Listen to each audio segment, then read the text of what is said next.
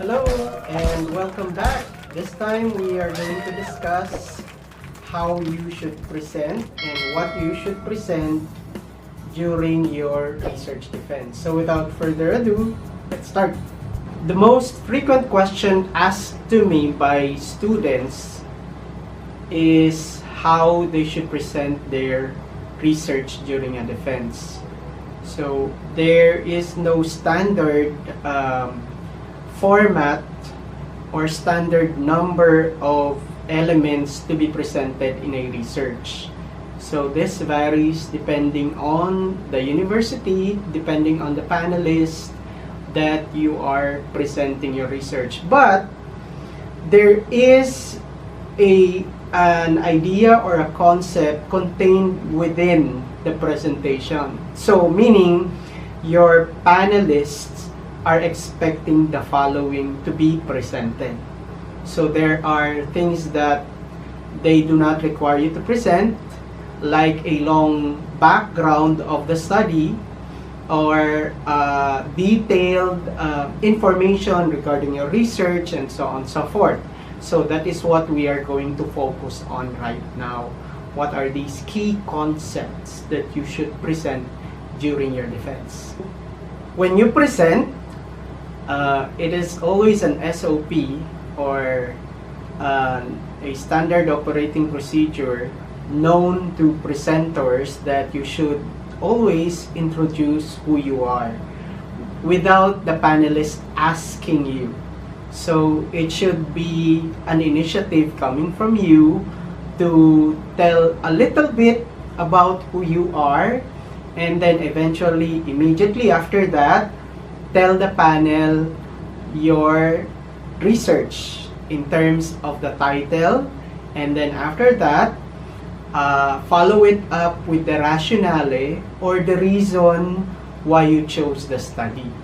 So basically, this is how you start your presentation of your research. And then moving on from the introduction and then a presentation of your title and your justification, then you start to present a brief background of your study. This is to inform the panelists regarding the scope of your research, the terminologies, so for them to be familiarized if they are not technically familiar with the variables that were reflected in your research. And then, after presenting a brief background of your research, you will not go through the chapters one by one.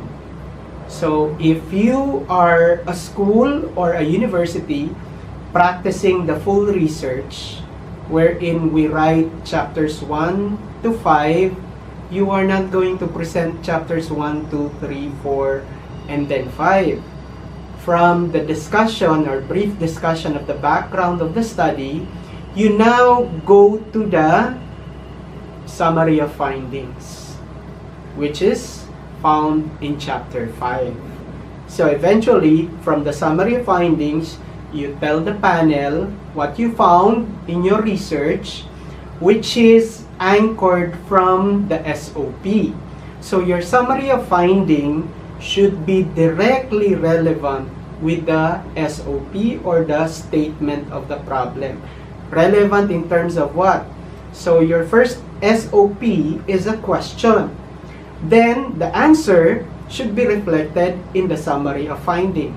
Again, the SOP contains the question, and then the summary of findings should answer the questions in the SOP. So what are you going to present?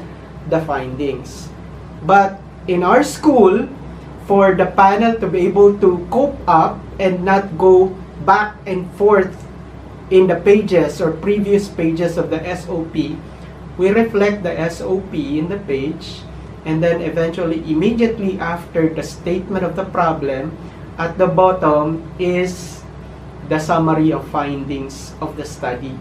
So if you have 3 statement of the problems, you have number 1, SOP number 1, and then the summary findings.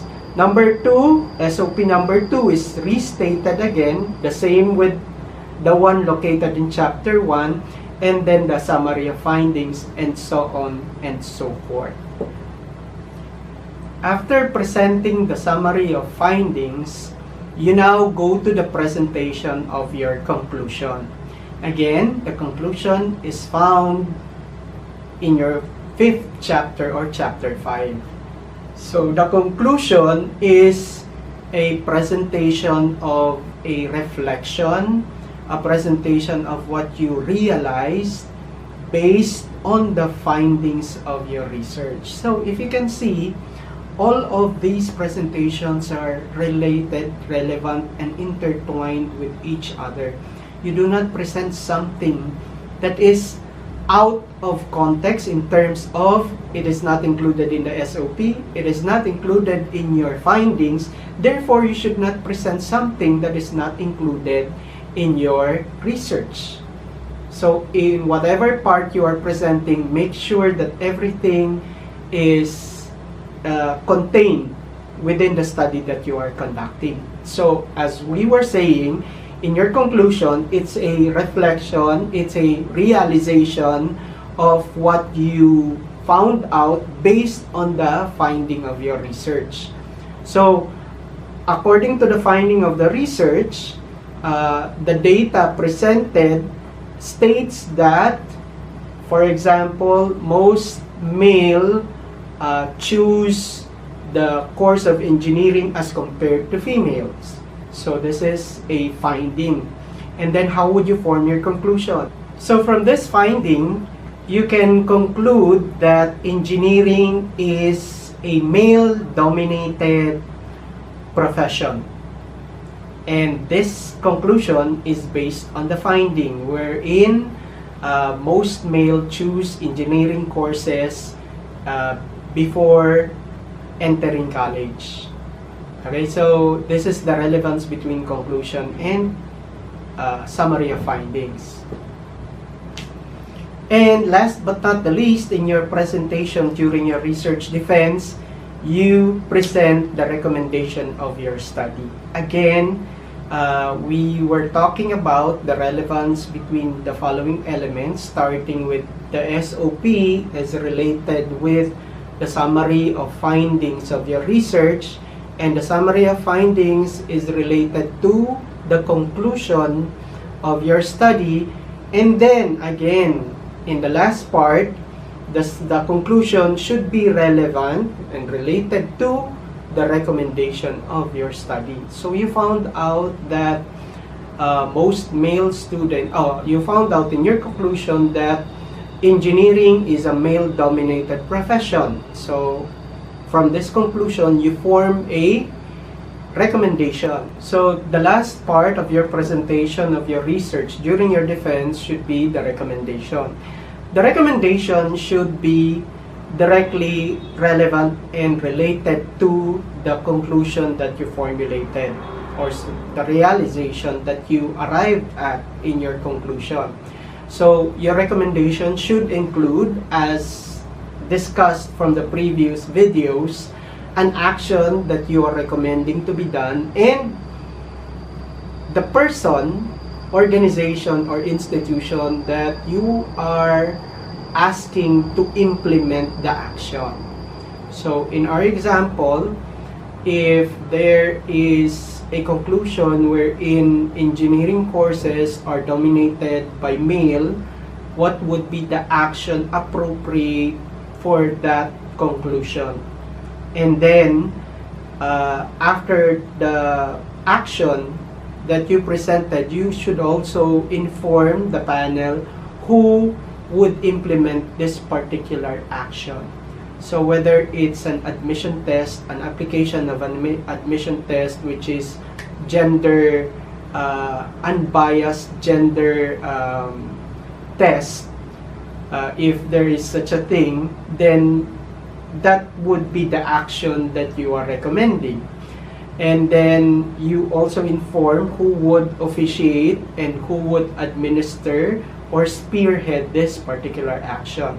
So your presentation ends there. Not unless your panel or panelists ask a question during your presentation, but most of the time they let you finish your presentation and then eventually they go back to the previous elements that you presented. So this is mostly the summary or outline of what you're supposed to present in your research. Again, to recap, you start by introducing who you are and then proceed with the title, presentation of your research, and then a brief background of your research, and then you immediately present the summary of findings, and then after that, the conclusion based on the findings, and then after that, the recommendation. So, that is how you're supposed to present your research during a defense in front of your panel.